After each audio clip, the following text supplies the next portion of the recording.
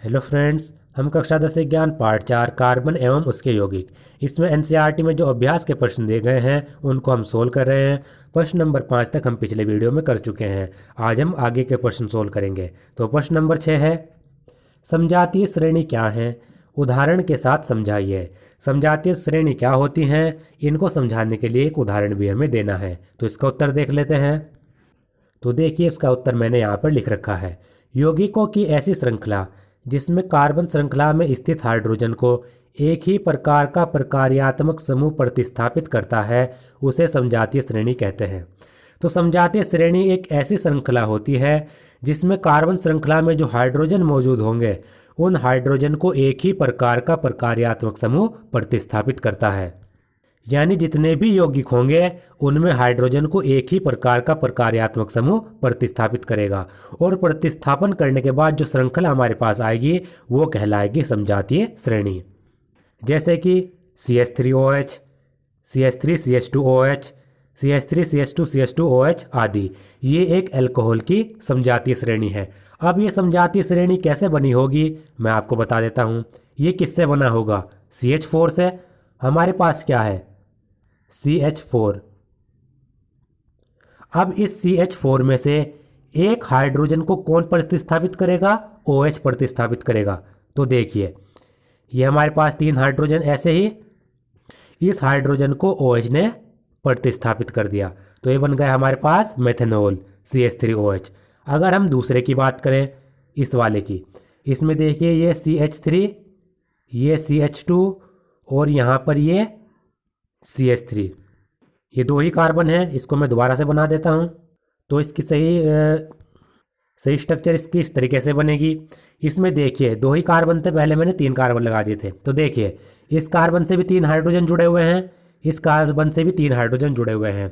तो ये हमारा है एथेन। अगर इसमें हम क्या करें, इसमें से एक हाइड्रोजन हटा दें और उसकी जगह पर OH लगा दें।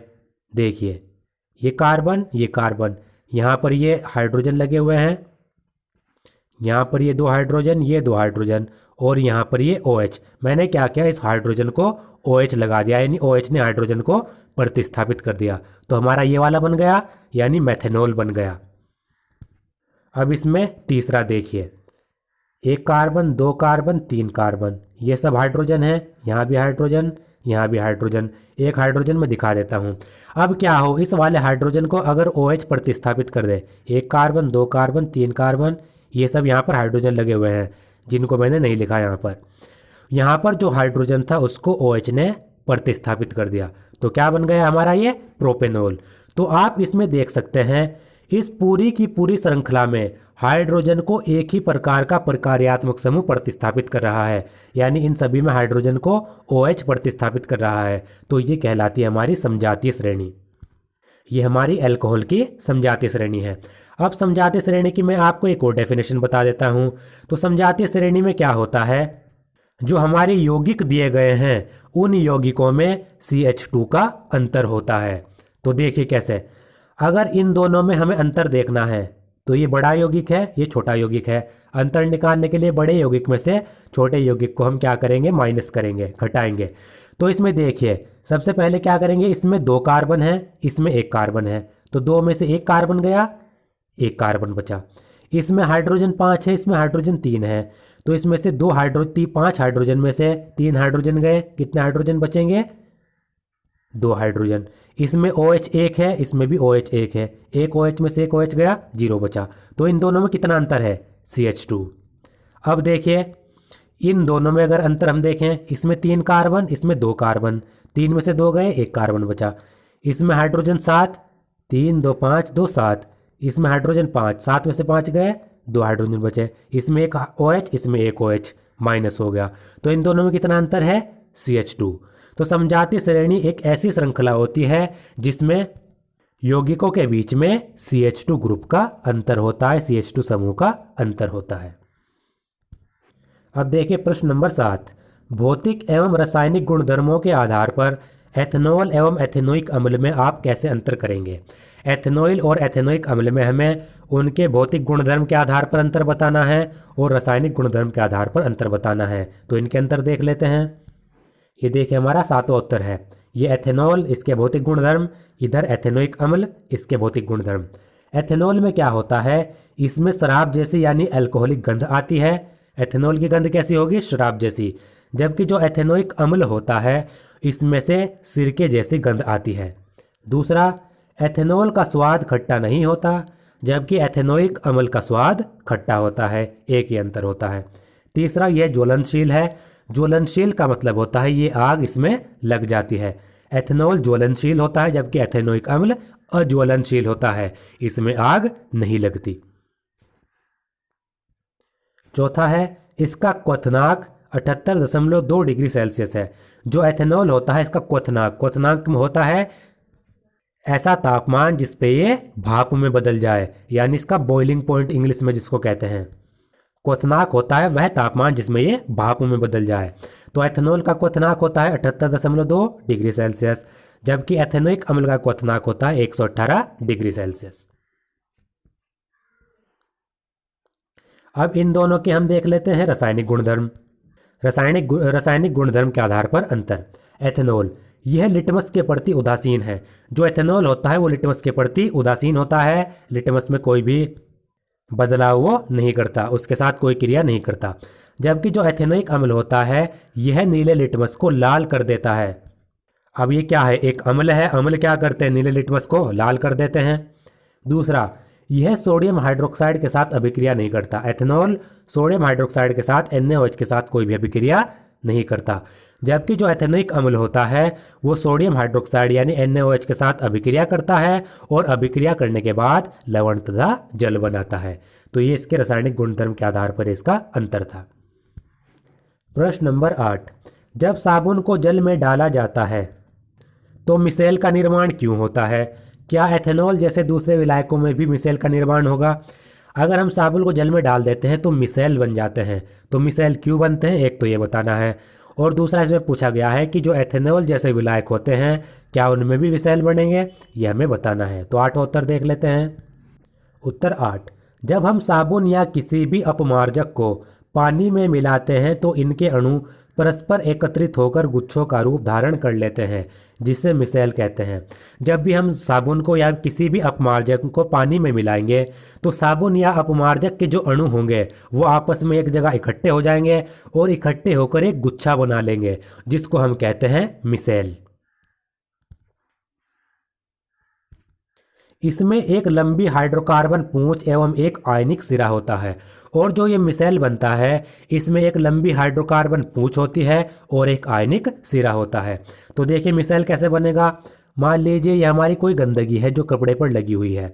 जब भी हम साबुन को पानी में मिलाएंगे तो साबुन और पानी के जो अणु होते हैं वो इस गंदगी के चारों तरफ एक गुच्छा बना लेते हैं। किस तरीके से?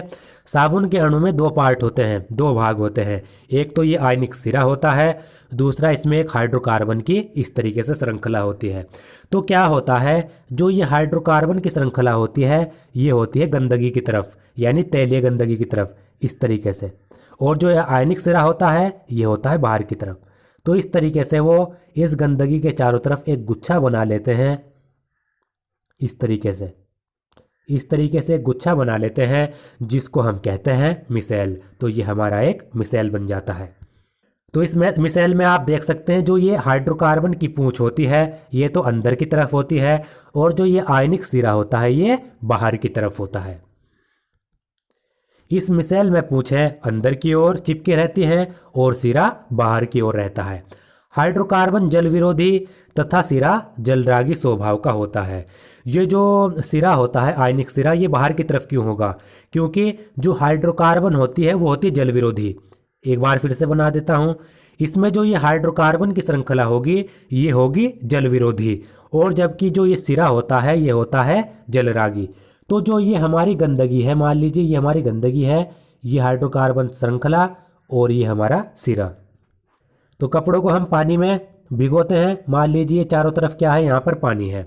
तो क्या होगा, जो ये आयनिक सिरा होगा ये होगा इसका स्वभाव होगा जलरागी, यानी ये जल की तरफ प्रभावित होगा, अट्रैक्ट होगा।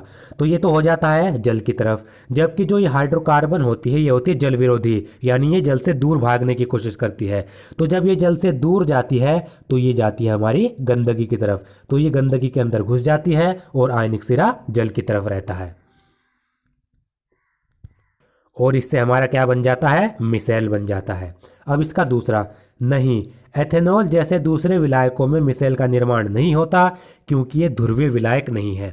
जो एथेनॉल जैसे दूसरे विलायक हैं उनमें मिसेल का निर्माण नहीं होगा, क्योंकि जो एथेनॉल होते हैं वो ध्रुवीय विलायक नहीं होते, क्योंकि एथेनॉल में एक धनात्मक और एक ऋणात्मक भाग नहीं होता, इसलिए उनमें मिसेल भी नहीं बनते। प्रश्न नंबर 9, कार्बन एवं उसके यौगिकों का उपयोग अधिकतर अनुप्रयोगों में ईंधन के रूप में क्यों किया जाता है। हमें बताना है जो कार्बन और उसके यौगिक हैं उनका प्रयोग ज़्यादातर ईंधन के रूप में ही क्यों किया जाता है। तो उत्तर देख लेते हैं। तो ये इसका उत्तर रहा, कार्बन एवं उसके यौगिकों का उपयोग अधिकतर अनुप्रयोगों में ईंधन के रूप में इसलिए किया जाता है क्योंकि अधिकांश कार्बन यौगिकों को जलाने पर हमें प्रचुर मात्रा में ताप एवं प्रकाश की प्राप्ति होती है। तो उत्तर क्या है, जब भी हम कार्बन और उसके यौगिकों को जलाते हैं तो इनके जलाने पर बहुत ज़्यादा मात्रा में ताप होता है और बहुत ज़्यादा मात्रा में प्रकाश की प्राप्ति होती है। और किसी भी ईंधन को जलाने का कारण क्या है, किसी भी ईंधन को जलाने का मेन कारण है कि उससे बहुत ज़्यादा तापमान उत्पन्न हो, या फिर कहें प्रचुर मात्रा में तापमान उत्पन्न हो। और ईंधन के कार्बन को जलाने पर भी बहुत ज़्यादा मात्रा में तापमान उत्पन्न होता है, इसलिए इनको ईंधन के रूप में ही जलाते हैं।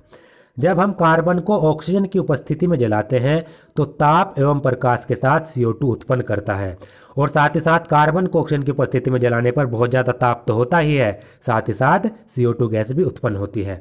अतः कार्बन यौगिकों को ईंधन के रूप में प्रयोग किया जाता है। तो चूंकि कार्बन के यौगिक बहुत ज़्यादा ताप उत्पन्न करते हैं इसलिए इनको ईंधन के रूप में प्रयोग किया जाता है। प्रश्न नंबर 10, कठोर जल को साबुन से उपचारित करने पर झाग के निर्माण को समझाइए। जब कठोर जल को साबुन से उपचारित करेंगे, यानी साबुन को कठोर जल में मिलाएंगे, तो झाग का निर्माण होगा या नहीं होगा ये हमें बताना है। तो देखिए उत्तर 10, जब हम कठोर जल में साबुन मिलाते हैं तो साबुन मैग्नीशियम एवं कैल्शियम लवणों से अभिक्रिया करता है, जिससे मुश्किल से ही झाग उत्पन्न होता है एवं कुछ अघुलनशील पदार्थ का निर्माण होता है। आपको पता है कठोर जल में मैग्नीशियम और कैल्शियम के लवण मौजूद होते हैं।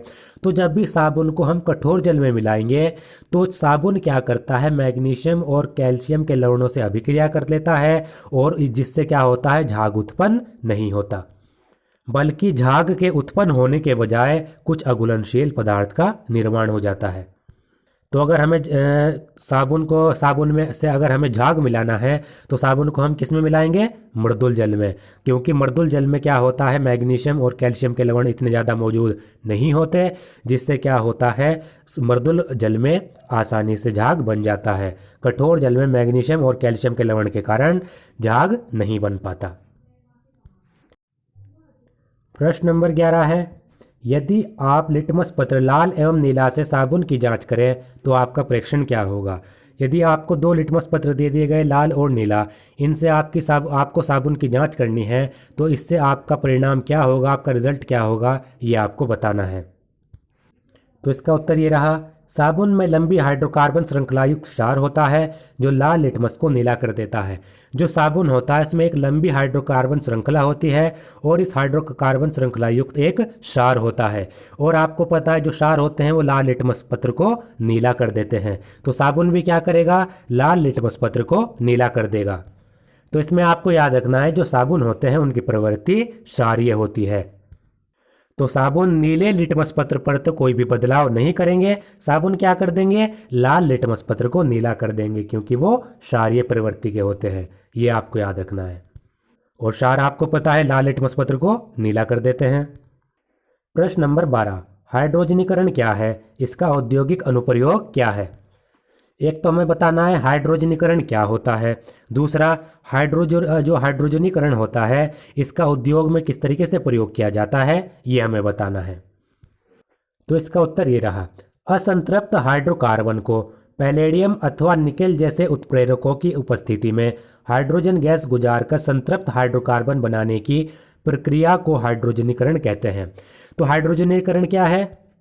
जब भी असंतृप्त हाइड्रोकार्बन से पैलेडियम और निकल जैसे उत्प्रेरकों की उपस्थिति में हाइड्रोजन गैस गुजारी जाती है और हाइड्रोजन गैस गुजारकर असंतृप्त हाइड्रोकार्बन को किस में कन्वर्ट किया जाता है? संतृप्त हाइड्रोकार्बन में बदल दिया जाता है। तो इस प्रक्रिया को हम कहते हैं हाइड्रोजनीकरण। तो सिंपल इसकी परिभाषा क्या है? असंतृप्त हाइड्रोकार्बन को संतृप्त हाइड्रोकार्बन बनाने की जो प्रक्रिया होती है उसको हाइड्रोजनीकरण कहते हैं। और इसको किस तरीके से बनाया जाता है? असंतृप्त हाइड्रोकार्बन से निकल और पैलेडियम की उपस्थिति में हाइड्रोजन गैस गुजारी जाती है जिससे वो असंतृप्त संतृप्त में कन्वर्ट हो जाता है। और इसका औद्योगिक अनुप्रयोग क्या है? उद्योग में वनस्पति घी को हाइड्रोजनीकरण द्वारा वनस्पति तेल का निर्माण किया जाता है। जो वनस्पति घी होता है वो उसमें असंतृप्त हाइड्रोकार्बन होते हैं, तो वनस्पति घी का हाइड्रोजनीकरण किया जाता है और जिससे इसको किस में बदला जाता है? वनस्पति तेल में। जो ये वनस्पति तेल होता है ये होता है हमारा संतृप्त हाइड्रोकार्बन, यानी वनस्पति तेल में संतृप्त हाइड्रोकार्बन मौजूद होंगे। अब ये इसका एक उदाहरण है हाइड्रोजनीकरण का। ये हमारा कैसा है? असंतृप्त हाइड्रोकार्बन, क्योंकि इसमें द्वि आबंध है। द्वि आबंध और त्रि आबंध वाले असंतृप्त होते हैं। तो ये हमारा हाइड्रोकार्बन है असंतृप्त। इसको निकल उत्प्रेरक की उपस्थिति में इससे हाइड्रोजन गैस गुजारी, H2 गैस गुजारी।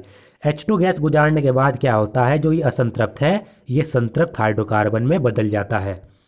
बदलेगा कैसे? इसका जो ये एक आबंध है ये आबंध टूटेगा। एक आबंध टूटने के बाद इस कार्बन की एक संयोजकता फ्री हो जाएगी, मुक्त हो जाएगी, और इस कार्बन की भी एक संयोजकता मुक्त हो जाएगी। तो ये क्या होगा? जो ये H2 है इसमें से एक हाइड्रोजन इस कार्बन से जुड़ जाएगा, एक हाइड्रोजन इस कार्बन से जुड़ जाएगा। तो देखिए एक हाइड्रोजन जुड़ा, ये जुड़ा, और एक आबंध टूट गया तो इनके बीच में एक सिंगल आबंध बच गया, यानी एक आबंध इनके बीच में हो गया। तो ये असंतृप्त से संतृप्त में बदल गए। प्रश्न नंबर 13, दिए गए hydrocarbon C2H6, C3H8, C3H6, C2H2 एवं CH4 में किसमें संकलन अभिक्रिया होती है? तो ये कुछ हमें हाइड्रोकार्बन दिए गए हैं, इनमें से हमें बताना है किसमें संकलन अभिक्रिया होगी। तो आपको बताए जो असंतृप्त हाइड्रोकार्बन होते हैं द्वि आबंध वाले और त्रि आबंध वाले, उनमें संकलन अभिक्रिया होती है, बाकी में नहीं होती। तो इनमें से हम देख लेते हैं किसमें संकलन अभिक्रिया होगी।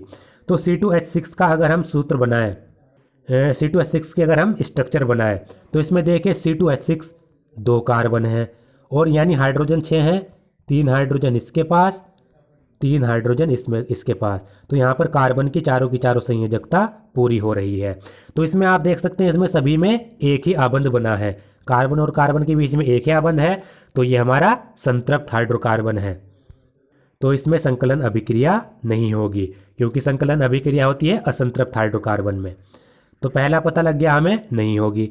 दूसरे की स्ट्रक्चर बना लेते हैं C3H8, 3 कार्बन, 1 हाइड्रोजन इससे, 3 हाइड्रोजन इसको मिलेंगे, 2 हाइड्रोजन इसको मिलेंगे, 3 हाइड्रोजन इसको मिलेंगे। तो ये होगा C3H8। इसमें भी आप देख सकते हैं कार्बन और कार्बन के बीच में सिर्फ एक ही आबंध है, तो ये भी संतृप्त है, तो इसमें भी संकलन अभिक्रिया नहीं होगी। अब बना लेते हैं हम तीसरा C3H6, ये कार्बन, ये कार्बन, ये कार्बन। तो इसमें कैसे होगा? ये हाइड्रोजन, ये हाइड्रोजन, इससे लगेगा 1 हाइड्रोजन, यहाँ पर लगेंगे 3 हाइड्रोजन और इनके बीच में होगा एक द्विआबंध। तो देखिए कार्बन 3 है और हाइड्रोजन 1 2 3 4 5 6, तो ये हुआ हमारा C3H6। तो ये कैसा है? इसमें एक द्वि आबंध बन रहा है। तो द्वि आबंध बनने के साथ क्या होता है? ये असंतृप्त हाइड्रोकार्बन है और असंतृप्त हाइड्रोकार्बन में संकलन अभिक्रिया होगी, तो इसमें तीसरे में संकलन अभिक्रिया होगी। तो इसमें नहीं होगी, इसमें नहीं होगी, इसमें होगी। अब देख लेते हैं C2H2। C2H2 कैसे बनेगा? 1 कार्बन, 2 कार्बन, 1 हाइड्रोजन इससे लगेगा, 1 हाइड्रोजन इससे लगेगा, बाकी कार्बन के बीच में ये 3 आबंध बन जाएंगे। तो ये भी असंतृप्त है, तो इसमें भी होगी CH4। तो आपको पता है ये हमारा संतृप्त हाइड्रोकार्बन है, तो इसमें नहीं होगी। तो कोई हमें मिल गए 2 हाइड्रोकार्बन ये वाले C3H6 और C2H2, ये असंतृप्त हाइड्रोकार्बन है, तो इसमें संकलन अभिक्रिया होगी। उत्तर भी आप देख सकते हैं, असंतृप्त हाइड्रोकार्बन में संकलन अभिक्रिया होती है। C3H6 C2H2 असंतृप्त हाइड्रोकार्बन है, तो इनमें संकलन अभिक्रिया होगी। प्रश्न नंबर 14, संतृप्त एवं असंतृप्त कार्बन के बीच रासायनिक अंतर समझने के लिए एक परीक्षण बताइए।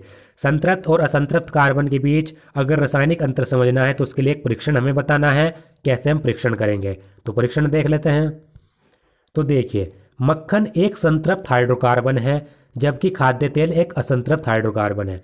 जो हमारे पास मक्खन होता है वो संतृप्त हाइड्रोकार्बन होता है, उसमें कार्बन कार्बन के बीच एक ही आबंध होता है। जबकि खाद्य तेल असंतृप्त हाइड्रोकार्बन है, उसमें खाद्य कार्बन कार्बन के बीच एक से ज़्यादा आबंध होंगे, दो द्विआबंध या त्रिआबंध।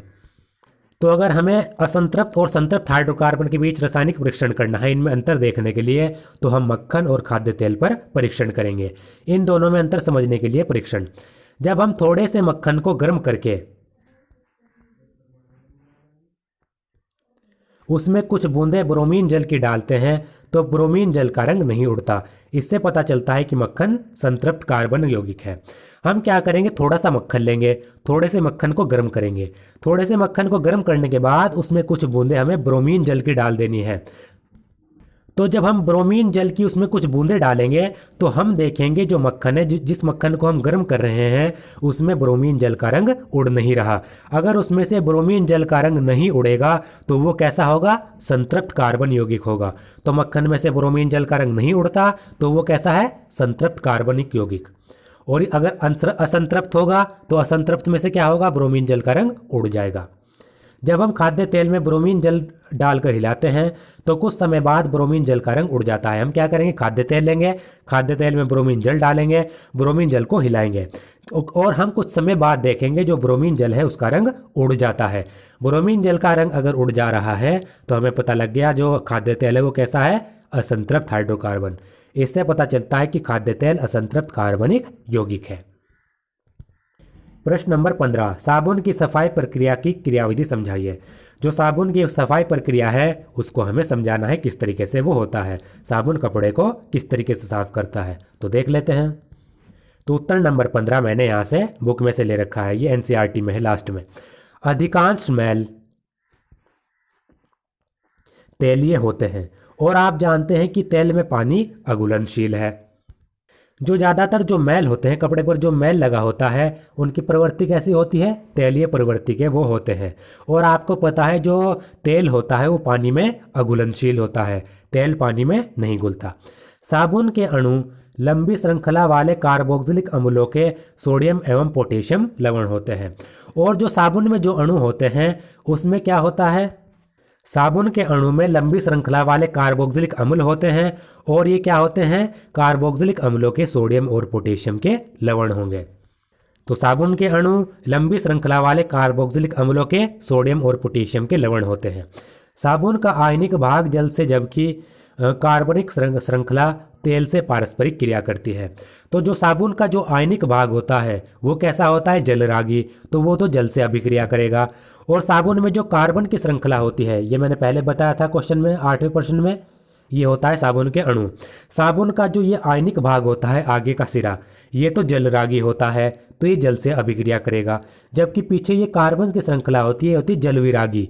ये क्या करती है, ये जल से दूर भागती है और ये जब जल से दूर भागेगी तो ये तेल के साथ अभिक्रिया करेगी। इस प्रकार साबुन के अणु मिसेल संरचना तैयार करते हैं। तो इस तरीके से क्या होता है, जो साबुन के अणु हैं वो तेल के चारों तरफ, यानी फिर कहें गंदगी के चारों तरफ एक प्रकार से मिसेल बना लेते हैं।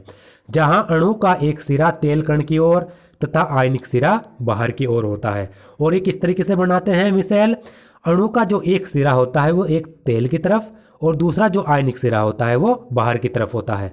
तो मिसेल कैसे होता है ये मैं आपको यहाँ पर दिखा देता हूँ। ये हमारे पास है साबुन का अणु, इसमें ये आयनिक सिरा होता है, ये होता है जलरागी। पीछे ये हाइड्रोकार्बन की श्रृंखला होती है, ये होती है जलविरागी। तो ये क्या करती है, जो हाइड्रोकार्बन की श्रृंखला होती है ये तो तेल के साथ जाकर चिपकती है, जबकि जो आयनिक सिरा होता है ये जल की तरफ होता है। तो अगर ये हमारी गंदगी है, तेल की बूंद जिसको पीले रंग से दिखाया गया है, तो ये क्या होता है, जो साबुन के अणु होते हैं वो इस गंदगी के चारों तरफ एक प्रकार से गुच्छा बना लेते हैं। और ये गुच्छा किस तरीके से बनता है, आपको पता है जो एक श्रृंखला होती है हाइड्रोकार्बन की, ये होती है तेल की तरफ अट्रैक्ट, ये तेल की तरफ जाएगी। तो ये कार्बन श्रृंखला तेल की तरफ होती है, तेल के अंदर घुसी हुई होती है, जबकि जो ये आयनिक सिरा होता है ये जल की तरफ होता है। तो इस प्रकार से जो ये साबुन के अणु हैं वो इस गंदगी के चारों तरफ इस प्रकार से गुच्छा बना लेते हैं और इसको हम कहते हैं मिसेल। जो इस प्रकार से गंदगी के चारों तरफ एक गुच्छा बनता है उसको मिसेल कहते हैं। मिसेल में कार्बन श्रृंखला तेल की तरफ, गंदगी की तरफ, और आयनिक सिरा जल की तरफ। अब ये मिसेल बन गया। इससे पानी में इमल्शन बनता है और पानी में मिसेल बनने के बाद इमल्शन बन जाता है। इस प्रकार साबुन का मिसेल मैल को पानी बाहर निकलने में मदद करता है और हमारे कपड़े साफ हो जाते हैं। तो इस प्रकार से जो मिसेल बनता है, मिसेल क्या करेगा, कपड़े से गंदगी को या फिर मैल को बाहर निकाल देगा और हमारे कपड़े साफ हो जाएंगे। अब कपड़े साफ किस तरीके से होते हैं उसको मैं यहाँ पर ये जो डायग्राम दिया गया है इससे मैं आपको समझा देता हूँ और अच्छी तरीके से। अब मान लीजिए ये हमारा कपड़ा है और इस कपड़े के ऊपर ये वाली गंदगी लगी हुई है और हम क्या करते हैं, कपड़े को साबुन को जल में मिलाते हैं और कपड़े को इस साबुन के जल में डाल देते हैं। यानी कपड़े के चारों तरफ आपको पता है क्या होगा, जल मौजूद होगा। अब जो साबुन के अणु होते हैं उसमें दो भाग होते हैं, ये आयनिक सिरा, ये होता है जलरागी। जलरागी का मतलब होता है ये जल की तरफ अट्रैक्ट होता है, और ये होता है हाइड्रोकार्बन श्रृंखला, ये होता है जलविरागी। जलविरागी का मतलब ये जल से दूर भागेगा, ये जल से दूर भागेगा और ये तेल की तरफ जाएगा। यानी जो हाइड्रोकार्बन श्रृंखला होती है ये तेल की तरफ अट्रैक्ट होती है। तो जैसे ही हम क्या करते हैं, कपड़े को साबुन के पानी में डाल देते हैं तो ये जो तेलीय गंदगी होती है इसके चारों तरफ ये जो साबुन के अणु हैं ये आने लगते हैं। और ये साबुन के अणु किस तरीके से आएंगे, इस तरीके से आएंगे कि जो एक हाइड्रोकार्बन श्रृंखला होगी ये होगी इस गंदगी की तरफ, और जो ये सिरा होगा ये होगा हमारे जल की तरफ। जैसा कि आप यहाँ पर देख सकते हैं, ये जो सफ़ेद रंग से दिखाया गया है ये होता है जलविरागी यानी ये वाला, और जो ये ऊपर से डोट दिखाई गई है यानी काले से रंग से ये होता है जलरागी सिरा यानी ये वाला। तो देखिए आने लगे, ये इसके चारों तरफ आने लगे, यानी अब मिसाइल का बनना स्टार्ट हो गया। यहाँ पर धीरे धीरे ये मिसाइल बनने लगता है और इस ये आप यहाँ पर देख सकते हैं ये जो साबुन के अणु होते हैं ये इस गंदगी की तरफ धीरे धीरे क्या बना लेते हैं, गुच्छा बना लेते हैं। इस तरीके से गोल गोल ये गुच्छा बना लेते हैं। अब यहाँ पर ये गुच्छा बन गया यानी मिसाइल बन गया। अब आपको पता है जो ये इस मिसाइल में जो ये आयनिक सिरा होता है ये जलरागी होता है, यानी जल क्या करता है, इस सिरे को अपनी तरफ खींचता है। तो यहाँ पर जो ये चारों तरफ पानी मौजूद है वो पानी क्या करेगा, वो पानी इस मिसाइल के इस वाले सिरे को अपनी तरफ खींचेगा। अब मिसाइल का जो ये वाला सिरा है ये पानी की तरफ खींचता है जिससे ये बाहर की तरफ खींचेगा। और आपको पता है इस मिसाइल के साथ ये हाइड्रोकार्बन की श्रृंखला भी जुड़ी हुई है। तो ये हाइड्रोकार्बन की श्रृंखला इस तेल के गंदगी के अंदर है। तो जैसे ही ये सिरा जल की तरफ अट्रैक्ट होगा तो इसके साथ जुड़ी हुई जो ये हाइड्रोकार्बन श्रृंखला है ये भी तो खींचेगी। और हाइड्रोकार्बन श्रृंखला के किससे जुड़ी हुई है, तेल से। तो हाइड्रोकार्बन श्रृंखला के साथ ये जो तेलीय गंदगी है ये भी कपड़े से बाहर निकल जाएगी और हमारा मिसाइल क्या करेगा, इस गंदगी को लेकर बाहर निकल जाएगा। एक बार फिर से मैं समझा देता हूँ, ये हमारी गंदगी है, ये हमारा यहाँ पर ये मिसाइल बना हुआ है, ये हमारा यहाँ पर मिसाइल बना हुआ है, ठीक है। अब क्या होगा, ये चारों तरफ पानी है। अब ये हाइड्रोकार्बन श्रृंखला तो इस तेलीय गंदगी के अंदर है, ये बाहर है। तो जल क्या करेगा, ये यहाँ पर जो जल मौजूद है ये सिरा क्या होता है, जलरागी होता है। तो ये सिरा जल की तरफ अट्रैक्ट होगा। जल क्या करेगा, इस सिरे को अपनी तरफ खींचेगा। जब ये सिरा जल की तरफ खींचता चला जाएगा, इस सिरे के साथ ये हाइड्रोकार्बन श्रृंखला है ये भी खींचती चली जाएगी। इस हाइड्रोकार्बन श्रृंखला से जो गंदगी मौजूद है ये भी तो खींचेगी। अब ये जो गंदगी है ये इस हाइड्रोकार्बन श्रृंखला के साथ खींचती चली जाएगी तो ये क्या होगा, ये गंदगी कपड़े से बाहर निकल जाएगी। जल इस सिरे को खींचेगा, सिरे के साथ ये हाइड्रोकार्बन श्रृंखला ये खींचेगी। हाइड्रोकार्बन श्रृंखला तेल से जुड़ी हुई है तो तेल भी इस कपड़े से बाहर निकल जाएगा। इस तरीके से मिसाइल के बनने से हमारा कपड़ा साफ हो जाता है। तो दोस्तों आज का मेरा वीडियो अगर आपको पसंद आया तो प्लीज़ मेरे चैनल को सब्सक्राइब करें, इस वीडियो को ज़्यादा से ज़्यादा शेयर करें और इस वीडियो का PDF प्रश्न नंबर 1 से 15 तक के जो आंसर हैं उन आंसर की पीडीएफ जिनमें ऊपर क्वेश्चन होंगे और नीचे आंसर भी होंगे, उस पीडीएफ को आपको अगर डाउनलोड करना है तो इस वीडियो के डिस्क्रिप्शन बॉक्स में मैंने एक लिंक दिया हुआ है, उस लिंक पर आप क्लिक करें। उस लिंक के ऊपर लिखा होगा डाउनलोड पीडीएफ, उस पर आप क्लिक करें और ये आप पीडीएफ डाउनलोड कर सकते हैं।